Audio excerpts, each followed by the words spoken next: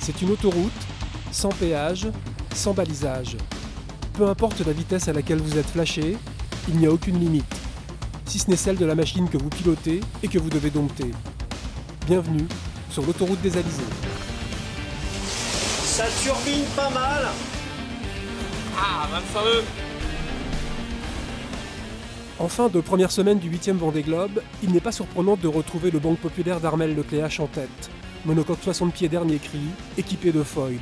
En revanche, ce qui interpelle, c'est de voir Vincent Rioux lui coller au train avec son PRB à dérive droite, sorti des chantiers en 2010. Et cette nuit, on a passé les îles des Canaries, on se dirige vers le Cap-Vert, voilà. Alors un début de course qui a été super dur parce qu'on n'a pas beaucoup dormi, voilà.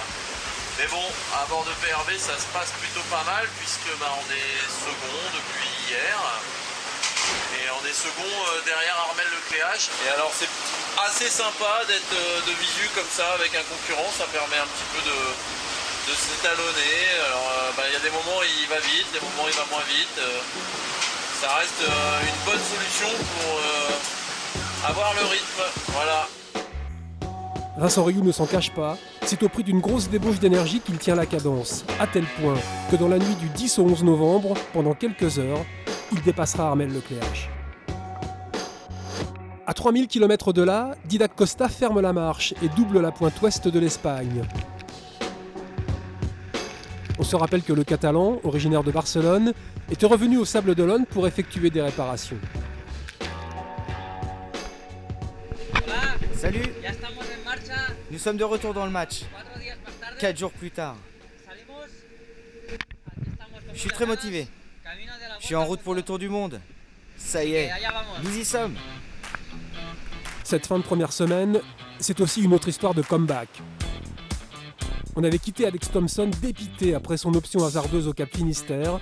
Il a compté jusqu'à 70 000 de retard sur Armelle Lecléache. On le retrouve ragaillardi, grappillant 1000 après 1000 pour accrocher le bon wagon et plutôt transparent sur sa stratégie. On avale les 1000 sur cette course. Les deux premiers ont une avance d'une 50aine de milles sur moi. Et puis l'autre groupe, de 4 bateaux, est par mon travers. Et ils avancent bien. Je suis un peu plus rapide depuis 24 heures. Et j'en suis assez content. On descend vers le sud pour aborder l'équateur en traversant le poteau noir aussi rapidement que possible. Il me reste un choix à faire concernant le passage de l'archipel du Cap-Vert. Dois-je le laisser à bâbord? Dois-je le traverser? Il y a même l'option de le laisser à tribord. Ça va être intéressant de voir comment ça se passe. Le skipper du Gobos donne la chasse à un petit groupe au sein duquel figurent Paul Meillat et Morgan Lagravière. Formés à l'école du 49er puis à celle de la classe Figaro, les deux compères naviguent de conserve. Alors quoi de plus normal que tailler une petite bavette? Tribord d'abord au milieu de l'Atlantique avec mon ami Polo. Wouhou! Ça prend pour SMA, est-ce que tu donnes pas mon vol? Ouais, je suis content de te voir, c'est génial.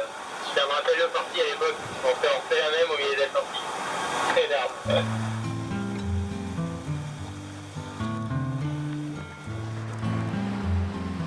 Tout semble aller pour le mieux dans le meilleur des mondes. Les 29 concurrents sont toujours en course. Quand survient la première grosse avarie.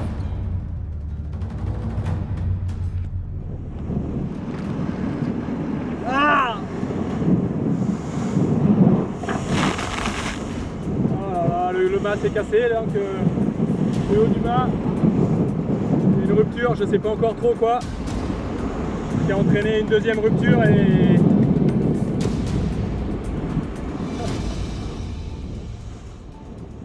Tanguy ne supporte pas l'idée de renoncer, alors il commence à entretenir un fol espoir. Bon vous voyez, la tête de mât, elle s'est cassée là. Je suis pas très loin du Cap-Vert, donc je vais essayer d'aller m'y arrêter. Essayer de voir s'il y a des solutions parce que c'est trop con. D'autres soucis chez Jean-Pierre Dick et Kojiro Shiraishi ont aussi été portés à notre connaissance. Rien de bien méchant, voile d'avant déchirée pour le concurrent japonais, Et là, on se dit que la sagesse extrême orientale peut vous aider à encaisser n'importe quel coup du sort. C'est vraiment dommage. J'ai perdu une voile que j'allais beaucoup utiliser dans les mers du Sud. Nous allons surmonter ce drame avec l'amour, le courage et la persévérance.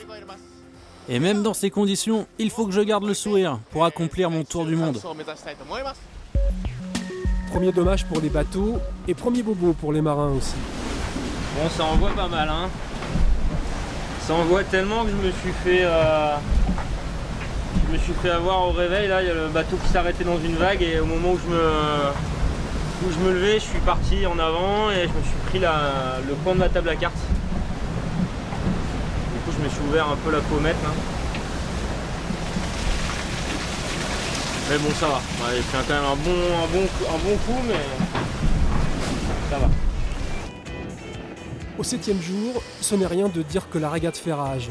Armel Lecléache, qui avait remis un peu de distance entre lui et ses premiers poursuivants, est toujours leader, mais Alex Thompson a mis le turbo. Comme le montre un chiffre déconcertant pour le commun des plaisanciers, 479 000, soit près de 900 km parcourus en 24 heures, et en moins de 2 jours, un bond de la 9e à la 2e place.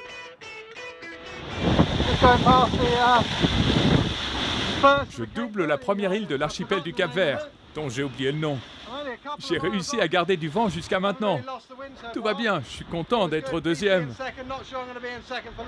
Et je pense que je ne vais pas le rester très longtemps. On verra bien après les îles du Cap-Vert, quelques empannages. Voilà, vous savez tout. Un peu plus tôt, Alex Thompson nous exposait les différentes options qui s'offraient à lui. Il choisit finalement de se faufiler entre 2 îles de l'archipel du Cap-Vert. Et son audace va payer. Il n'est quasiment pas ralenti par les reliefs volcaniques. À la sortie, il prend la tête de la course, et un peu aussi celle de ses concurrents. La traversée des îles du Cap-Vert s'est très bien passée. Ça a très bien marché pour moi. Je suis surpris de voir que personne d'autre n'ait tenté le coup. Remarque pertinente. Doit-on en déduire que les autres n'ont pas voulu prendre de risques ? Craignait-il de subir les dévents de l'archipel ? Nous n'en saurons rien. Ce que nous avons appris en revanche, c'est qu'Armel Lecléache avait connu une petite baisse de régime. Le Cap-Vert, c'est pas très bien réglé, pas très bien. Pas dans la bonne mouvance, on va dire, mais au Cap-Vert, c'était plutôt parfait. Et puis, bon, voilà, il y a eu ensuite une passage à vide. Et bon, voilà, ça fait partie du jeu. Il y en aura d'autres. Et les autres en auront aussi. Donc voilà. C'est que derrière, il faut passer beaucoup de choses sur le chemin des Sables d'Olonne. Un chemin qui passe une première fois par l'équateur, avant lequel se dresse un passage à niveau nommé Poteau Noir. Cette zone, entre les continents africains et américains, où les alizés de l'hémisphère nord et ceux de l'hémisphère sud s'entrechoquent et peuvent générer un gros désordre climatique, allant des grains les plus violents aux calmes les plus plats. T'as un champ de bataille ? Eh bien un poteau noir, des putains de nuages. Là ça. Putain de bon nuage à 30 nœuds. Faut pas se faire surprendre.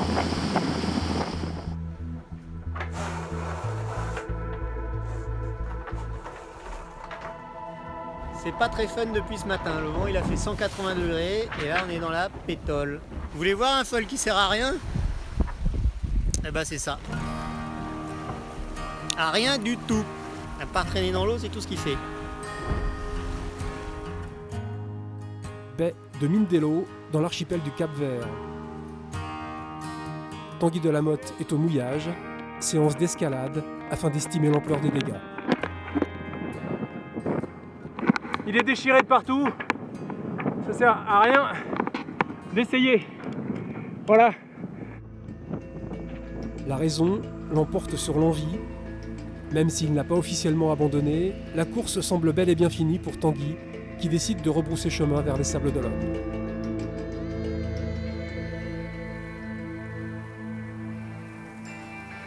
En tête, ça ne traîne pas.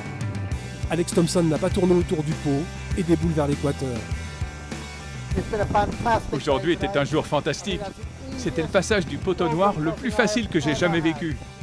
Au fur et à mesure que je vais descendre vers le sud, le vent va se renforcer et tourner à gauche, ce qui me permettra d'ouvrir les voiles et d'accélérer. Une soixantaine de milles derrière le leader, les premiers poursuivants un peu groggy se nomment Armel Lecléache et Vincent Rioux, et ils naviguent à vue.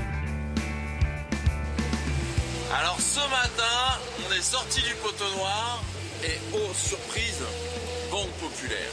C'est une image sympathique hein, mais qui montre le niveau de la compétition. Hier on avait Edmond de Rothschild sous notre vent.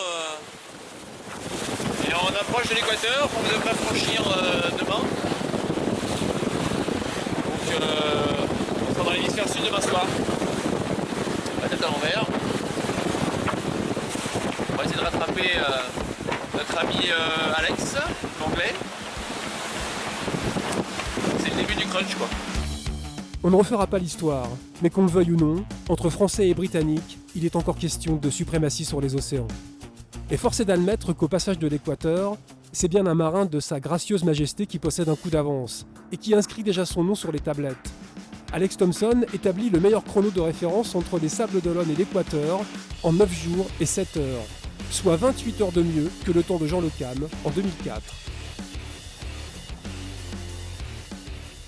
3 heures et quelques risées plus tard, c'est au tour d'Armel Lecléache et de Vincent Rioux d'entrer dans l'Atlantique Sud. On va passer l'équateur. Hop, nous sommes bien dans l'hémisphère sud. C'est qu'on va aller voir l'été austral.